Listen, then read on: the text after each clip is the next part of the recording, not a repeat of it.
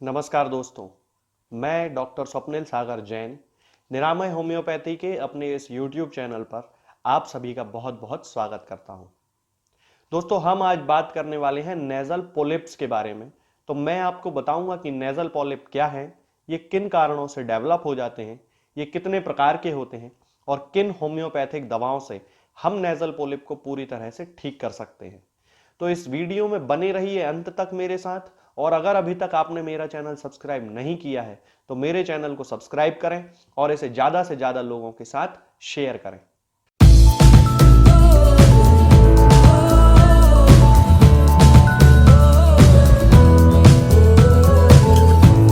दोस्तों, nasal polyp हमारी नाक में या साइनस में पाए जाने वाले कुछ ग्रेप लाइक यानी कि अंगूर के जैसे या सैक लाइक स्ट्रक्चर्स या ग्रोथ होती हैं। सामान्यतः ये मूवेबल होती हैं और नॉन टेंडर होती हैं, लेकिन कभी कभी बहुत सारे पेशेंट्स में इनके कारण फेशियल पेन देखने को मिलता है। सामान्यतः नेजल पोलिप 20 वर्ष की उम्र के बाद डेवलप होते हैं और मेल में फीमेल की अपेक्षा ज्यादा नेजल पोलिप के केसेस देखने को मिलते हैं। इसके बाद हम बात करते हैं दोस्तों नेजल पोलिप के कारणों के बारे में कि किन कारणों से किसी व्यक्ति में नेजल पॉलिप डेवलप होते हैं। तो इसके एग्जैक्ट रीजंस का अभी तक पता नहीं चल पाया है। फिर भी जिन लोगों की नेजल पैसेज में या फिर साइनस की लाइनिंग में 12 सप्ताह से ज्यादा इन्फ्लेमेशन देखने को मिलता है या उनमें साइनोसाइटिस की प्रॉब्लम होती है, उन पेशेंट्स में नेजल पॉलिप के केसेस ज्यादातर देखने को मिलते हैं। इसके अलावा जिन पेशेंट्स में क्रॉनिक साइनोसाइटिस की, क्रॉनिक राइनोसाइनोसाइटिस की, अस्थमा की, सिस्टिक फाइब्रोसिस की या नेजल मैस्टोसाइटोसिस की प्रॉब्लम होती है, उन लोगों में भी नेजल पोलिप के केसेस ज्यादातर देखने को मिलते हैं।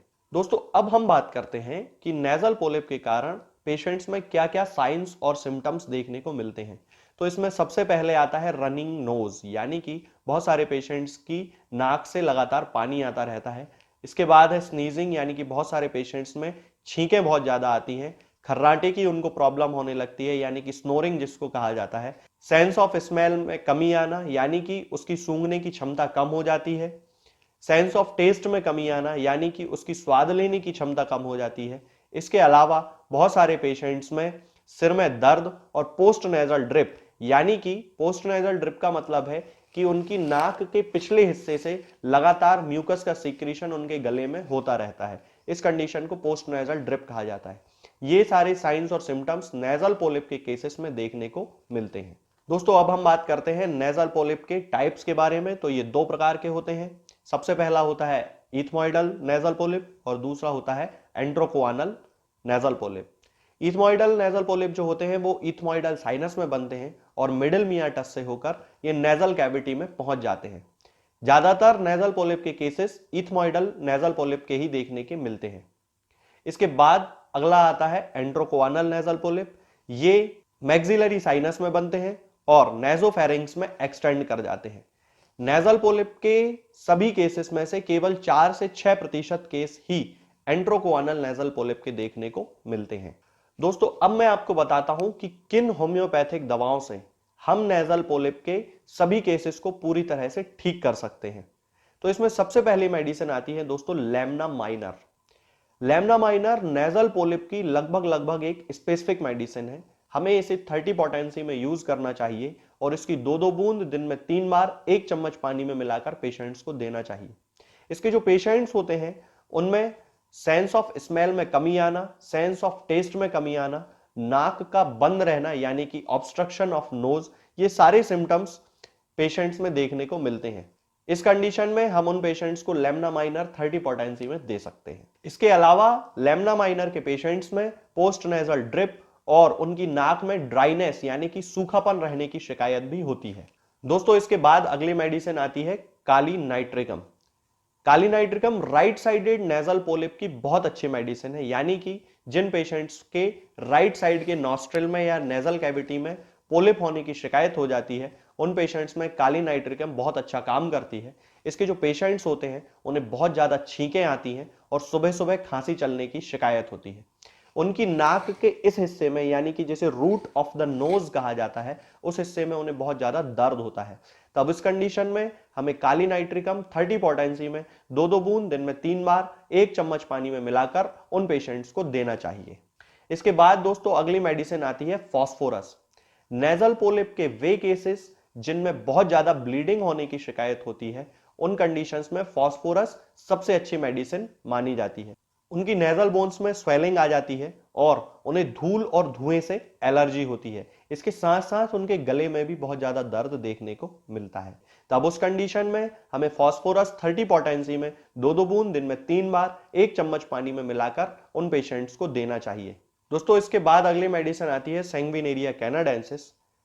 सैंग्विनेरिया कैनाडेंसिस के ज्यादातर पेशेंट्स में सेंस ऑफ स्मेल में कमी होना, उनकी आंखों में जलन होना और उसके साथ साथ कान में भी दर्द होना और जलन होने की शिकायत उन पेशेंट्स में देखने को मिलती है।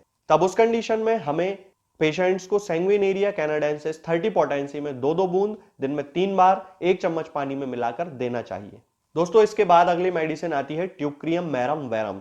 इसे भी हमें 30 पोटेंसी में 2-2 बूंद दिन में 3 बार 1 चम्मच पानी में मिलाकर उपयोग करना चाहिए। इसके जो पेशेंट्स होते हैं उनकी नाक में बहुत ज्यादा ड्राइनेस रहती है। इसके अलावा उनकी नाक में फॉर्मिकेशन की भी शिकायत होती है, यानी कि चींटी के चलने जैसा एहसास उनको होता है और आंखों से आंसू बहुत ज्यादा आते हैं। तब उस कंडीशन में हम उन पेशेंट्स को ट्यूक्रियम मैरम वेरम दे सकते हैं। दोस्तों अब मैं आपको बताता हूं एक ऐसे कॉम्बिनेशन के बारे में जिसका उपयोग करने से हम नेजल पोलिप के सभी तरह के केसेस को पूरी तरह से ठीक कर सकते हैं।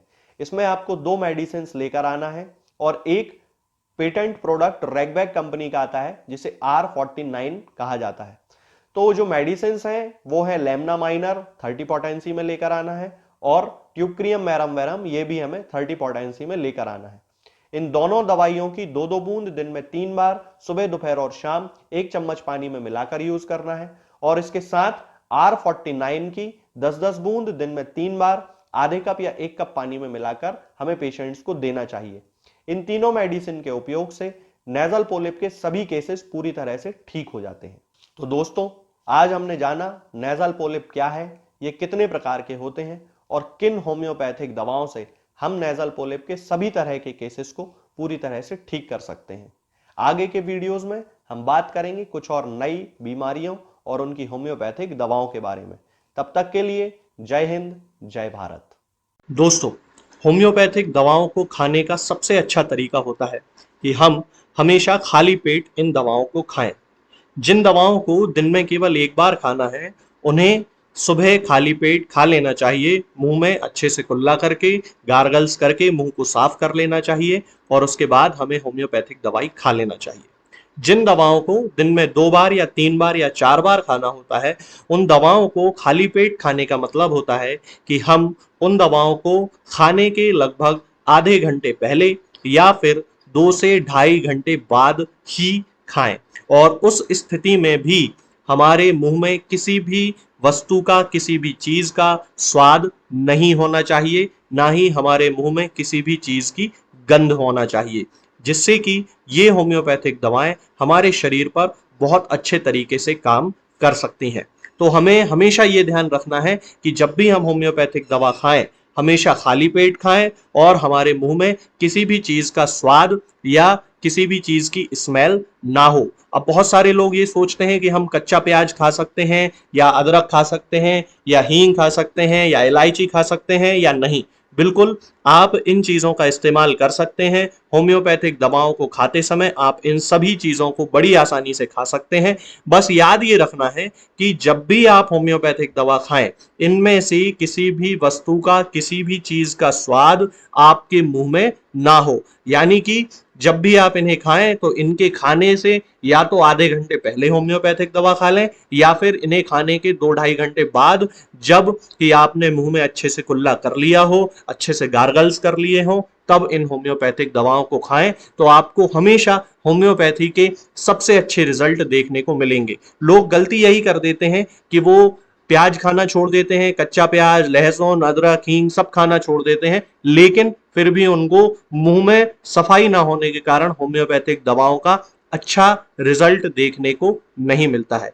ये होम्योपैथिक दवाएं आपको किसी भी ऑनलाइन फार्मेसी पर या आपके घर के नजदीक किसी भी होम्योपैथिक मेडिकल स्टोर पर बड़ी ही आसानी से उपलब्ध हो जाएंगी। ये दवाएं हर होम्योपैथिक फार्मेसी पे उपलब्ध होती हैं, हर ऑनलाइन फार्मेसी पर उपलब्ध होती हैं, इसलिए आप वहां से इन दवाओं को प्राप्त कर सकते हैं। निरामय होम्योपैथी क्लिनिक से ना ही किसी मरीज को कोई दवा बेची जाती है और ना ही कोई दवा भेजी जाती है, इसलिए अपने नजदीकी होम्योपैथिक मेडिकल स्टोर या ऑनलाइन फार्मेसी से ही इन दवाओं को प्राप्त करें।